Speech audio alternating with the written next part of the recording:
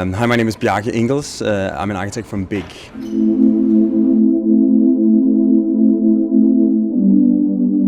If it's a very cute bus, but I think in general the question of sustainability is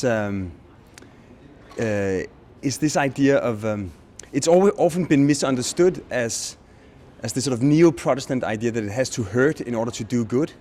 And I think sustainability is only ever going to take over if it actually sort of increases the quality of life rather than being a question of giving away some of the things that you like to do. And I think like a really typical example of one of the benefits of sustainability is that here in Copenhagen, because of a few technical installations, the water in the port has become so clean that you can actually swim in it. So imagine like how cool it is that the entire port of a big metropolitan city is actually a gigantic swimming pool. That's really sort of a triggering desire rather than just being this idea of doing good. The way to make sustainability attractive is to not make it a moral or a political issue, but to make it an issue of actually, it's essentially a question of out-battling the existing alternatives. People are not going to choose a car just because it's sustainable, but if sustainable cars are really great, they're going to use them. So I think it's never just about sustainability, it's actually about achieving exactly what you want to do in a sustainable way. I think it doesn't work to force people to live in a certain way, in a certain sustainable way. I think what we designers and architects have to do is to make sure that people can actually live the way they want to live. And because we design society around that way, we design society sustainably. So sustainable life is not something they have to do, it's something that we take care of.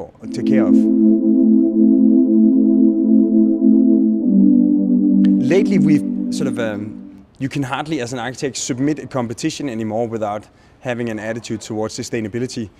We recently won a competition in Shenzhen for the energy company, the company that actually delivers all the power for this sort of 12 million people city.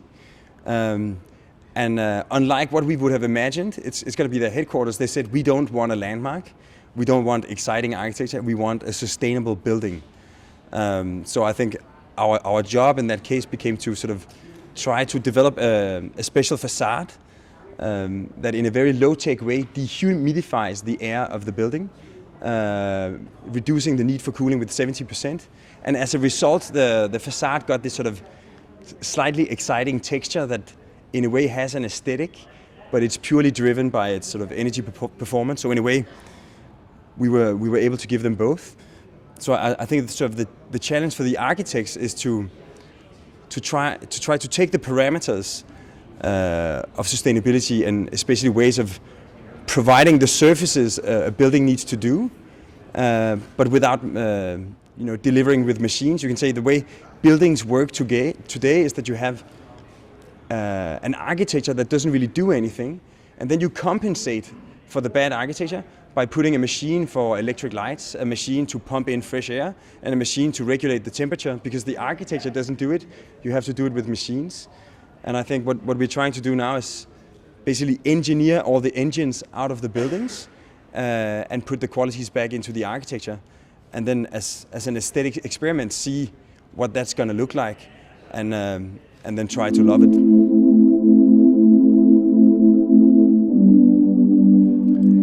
Our cities are not the way they are because they have to be. They are the way they are because that's how we made them or how our fathers and grandparents made them.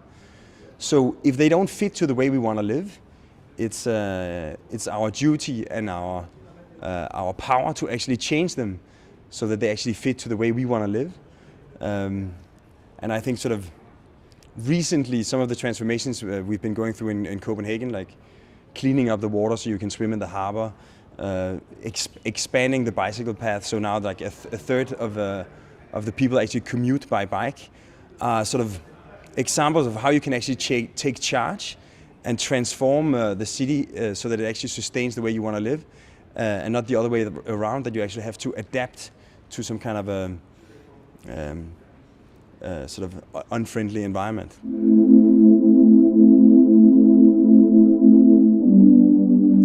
think rich cultural life and sustainability should go hand in hand, but I can imagine, I can think of a lot of places that have a lot to offer, but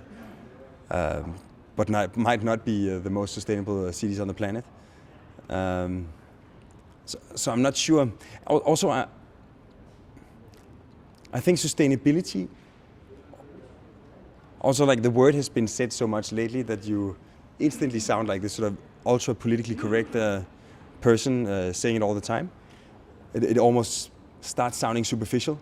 But I think what sustainability needs to be is a certain way of achieving all the other things that you want.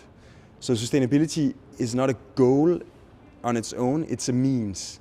The goal is actually to unfold human life in all possible ways, to realize our desires and dreams in all possible ways, but to do it not at the expense of nature or the resources of the planet, but to do it in such a way that we can keep doing it and do it even more.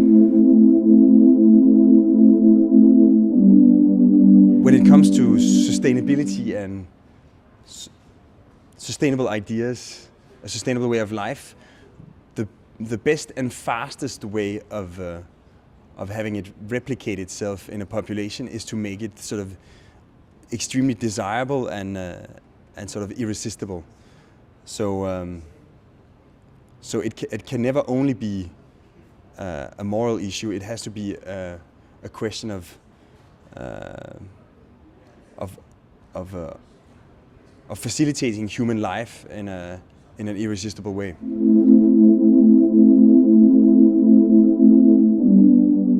Right now we're working on the Danish pavilion for the Shanghai Expo in 2010, where the subject of the expo is Better City, Better Life, sustainability. And we called the Danish pavilion Welfare Tales, because rather than approaching it from some kind of a top-down view, trying to make a pavilion where we explain a lot of technologies or planning efforts, we focused on the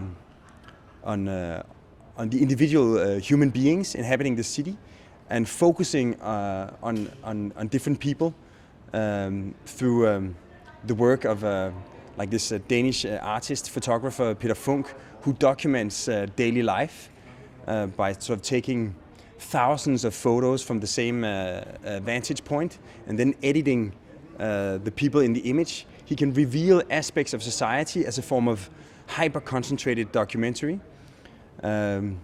We had a movie maker, Martin de Tour, portray life in Copenhagen by looking at people on bicycles, by looking at people swimming in the harbor, or people doing picnic in the parks.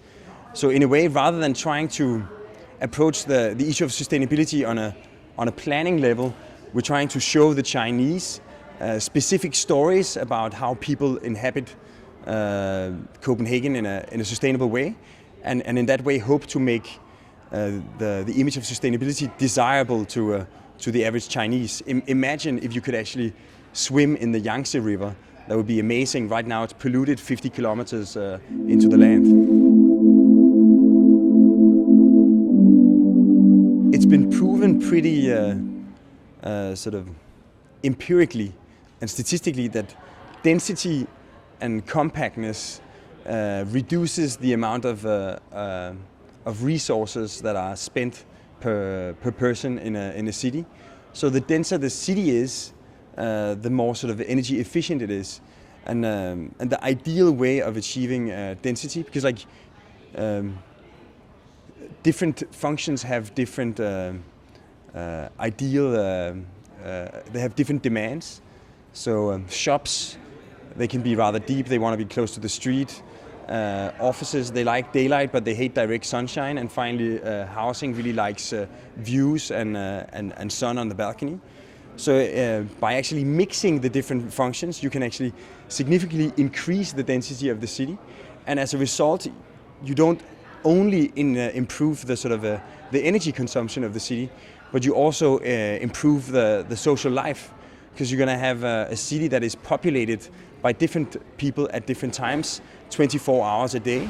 So you won't have these sort of dead suburban neighborhoods or dead office parks. You're going to have a sort of a 24-hour vibrant city. I think it's a sort of classic Scandinavian social democratic way to look at things, that greed and generosity, or interest in profit and interest in doing good for the city, or let's say public and private interest, are actually opposites.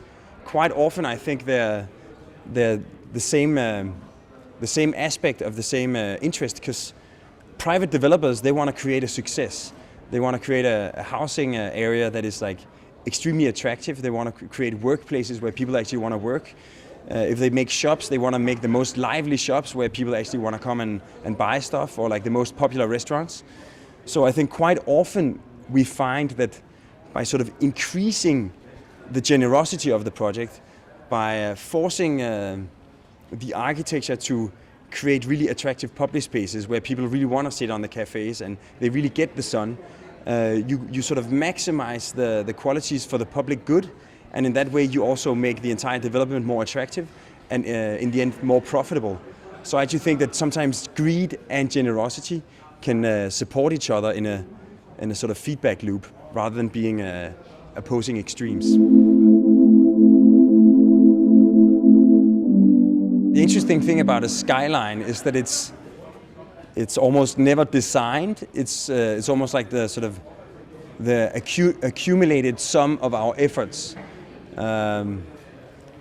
Strangely, recently we had a client visiting us here in Copenhagen, and we took him to a project we built called The Mountain. It's this sort of a development of terrace houses sitting on top of a parking. And the client was from Azerbaijan, which is called the Alps of Central Asia. And he was so excited that you could actually build mountains out of architecture, that we got commissioned to do on an island outside the capital of Baku. It's a piece of desert, used to be a sort of a prison camp from the Second World War. But they've always been afraid of developing it into a city, because they were afraid that this like a big ugly skyline of towers would block the view of the entire city out to the Caspian Sea. So he asked us if we could actually imagine a city that would replicate or invoke the skyline of the 7 most famous mountains of Azerbaijan. One of them, the most famous one, Ilandak, was the mountain where Noah's Ark landed after the Great Flood. This was obviously like a very sort of iconic, also you can say sort of almost like superficial commission. But since the island was a desert, it has no existing infrastructure, no energy, no water, we sat down and we were going to make a 1 million square meter development. We sat down with our engineers and devised an entire ecosystem, so the city doesn't just not only looks like mountains, it actually operates like mountains. It creates shelter from the wind, it captures the heat of the sun, it accumulates rainwater, windmills power desalination plants to create fresh water. All the wastewater of the city is filtered organically and gradually transforming the desert into a green landscape. So you can say where urban development often happens at the expense of nature, here it actually creates the nature.